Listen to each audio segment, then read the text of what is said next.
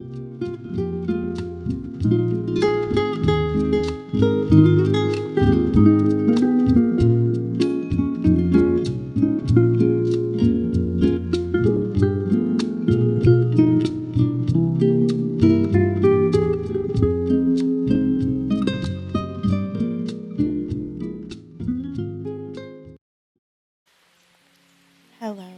and welcome to Book Nook Corner ASMR. All books read in this channel are on public domain. As you unwind from your day, take a couple of deep breaths in through your nose and out through your mouth. Relax and get into a comfortable position as you join me in Alice's Adventures in Wonderland by Lewis Carroll. Chapter 1. Down the Rabbit Hole. Alice was beginning to get very tired of sitting by her sister on the bank and of having nothing to do. Once or twice she had peeped into the book her sister was reading, but it had no pictures or conversations in it. What is the use of a book, thought Alice, without pictures or conversations? So she was considering in her own mind, as well as she could, for the hot day made her feel very sleepy and stupid. Whether the pleasures of making a daisy chain would be worth the trouble of getting up and picking the daisies, when suddenly a white rabbit with pink eyes ran close by her. There was nothing so very remarkable in that, nor did Alice think it so very much out of the way to hear the rabbit say to itself, "Oh dear, I shall be late." When she thought it over afterwards, it occurred to her that she ought to have wondered at this, but at the time it all seemed quite natural. But when the rabbit actually took a watch out of its waistcoat pocket and looked at it, and then hurried on, Alice started to her feet, for it flashed across her mind that she had never before seen a rabbit with either a waistcoat pocket or a watch to take out of it. And burning with curiosity, she ran across the field after it, and fortunately was just in time to see it pop down a large rabbit hole under the hedge. In another moment, down went Alice after it, never once considering how in the world she was to get out again. The rabbit hole went straight on like a tunnel for some way, and then dipped suddenly down, so suddenly that Alice had not a moment to think about stopping herself before she found herself falling down a very deep well.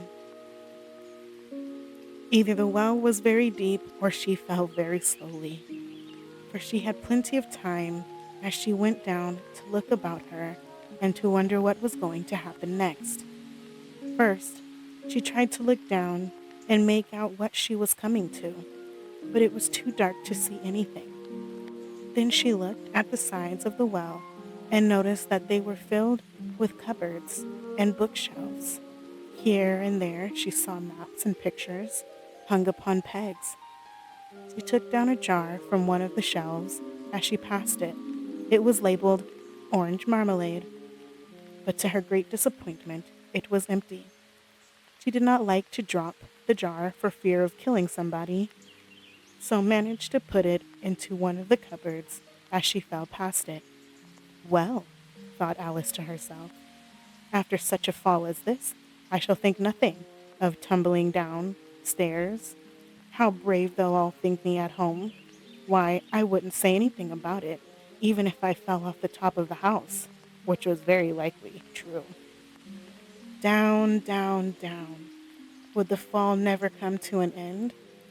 I wonder how many miles I've fallen by this time, she said aloud. I must be getting somewhere near the center of the earth. Let me see. That would be 4,000 miles down, I think.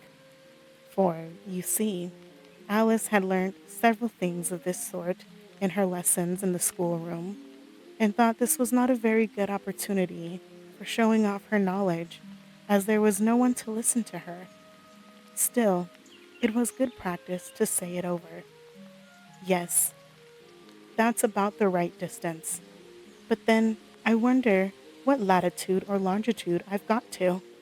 Alice had no idea what latitude was or longitude either, but thought they were nice, grand words to say. Presently she began again. I wonder if I shall fall right through the earth. How funny it'll seem to come out among the people that walk with their heads downward. The antipathies, I think. She was rather glad there was no one listening this time, as it didn't sound at all the right word. But I shall have to ask them what the name of the country is. You know. Please, ma'am, is this New Zealand or Australia? And she tried to curtsy as she spoke. Fancy curtsying as you're falling through the air. Do you think you could manage it? And what an ignorant little girl she'll think me for asking. No, it'll never do to ask. Perhaps I shall see it written up somewhere. Down, down, down.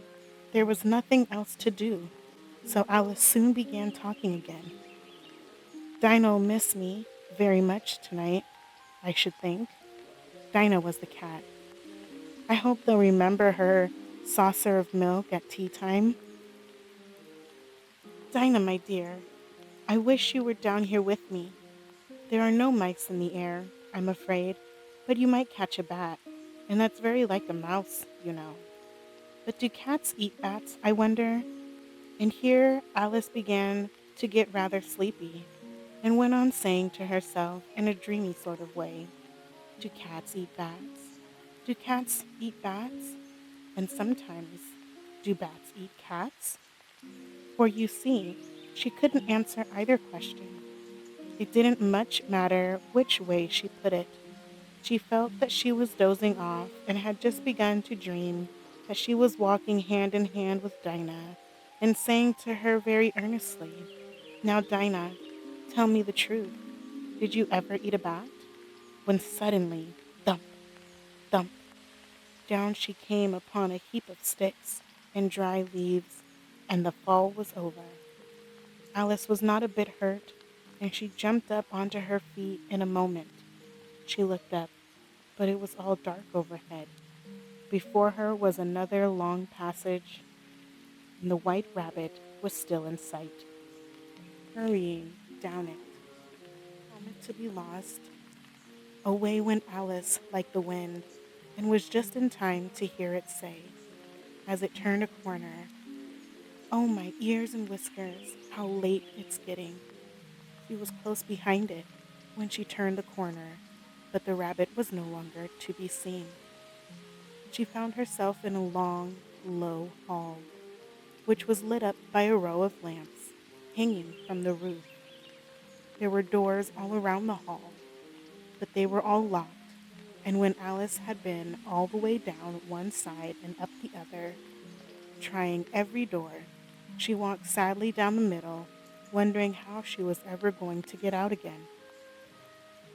Suddenly, she came upon a little three-legged table, all made of solid glass. There was nothing on it except a tiny golden key, and Alice's first thought was that it might belong to one of the doors of the hall. But alas, either the locks were too large or the key was too small. But at any rate, it would not open any of them. However, on the second time round, she came upon a low curtain she had not noticed before, and behind it was a little door about 15 inches high. She tried the little golden key in the lock, and to her great delight, it fitted. Alice opened the door and found that it led into a small passage, not much larger than a rat hole. She knelt down and looked along the passage into the loveliest garden you ever saw.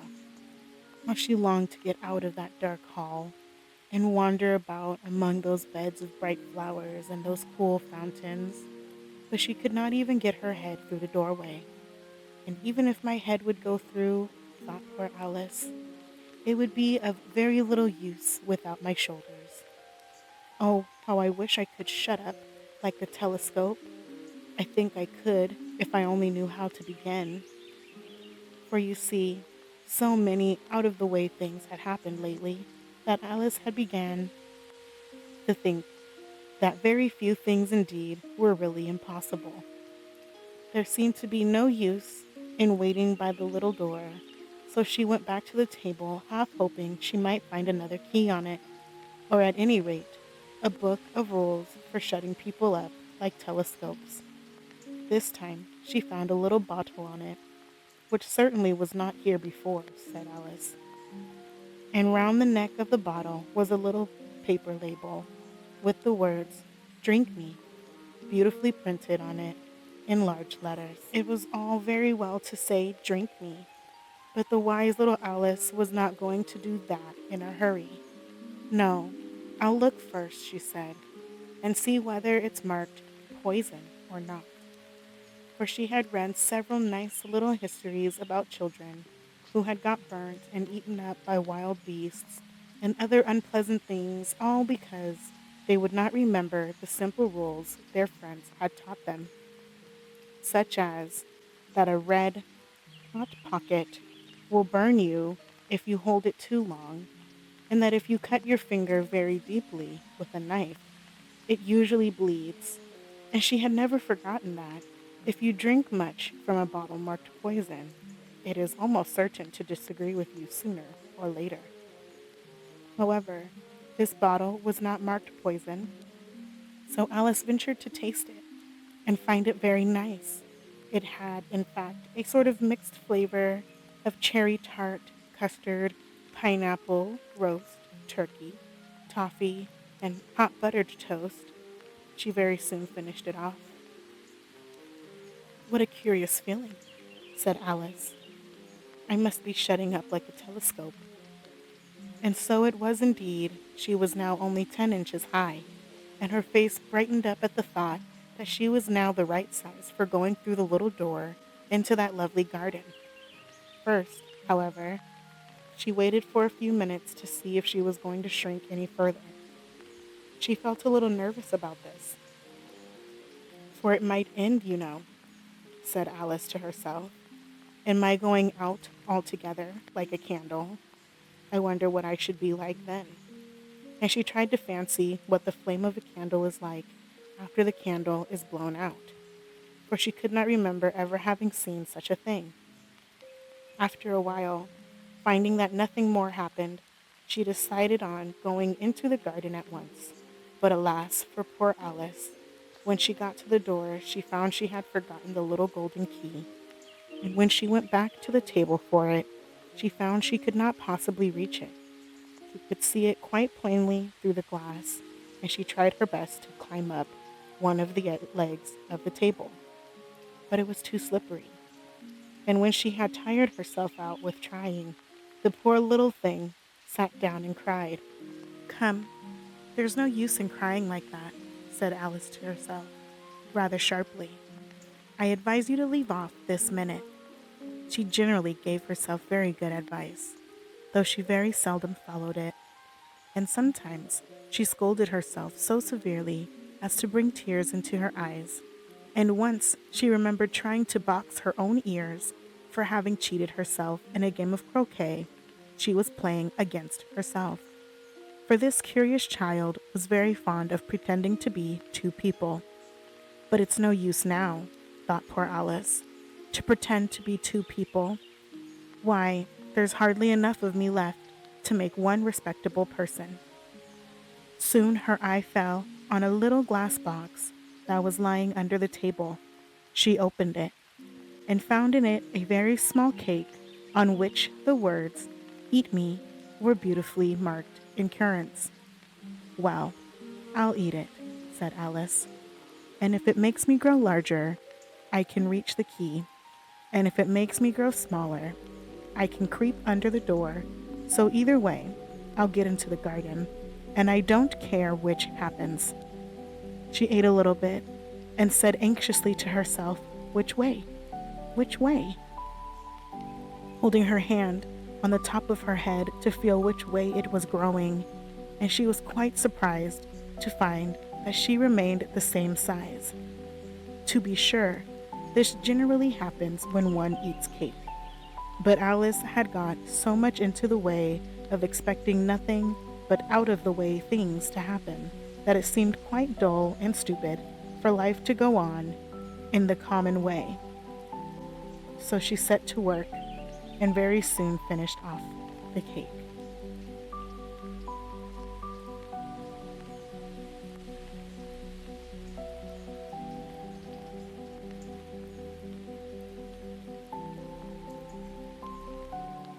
Thank you very much for joining me in this first chapter reading of Alice's Adventures in Wonderland by Lewis Carroll. If you've enjoyed this, please give me a thumbs up and a subscribe. May you rest easy.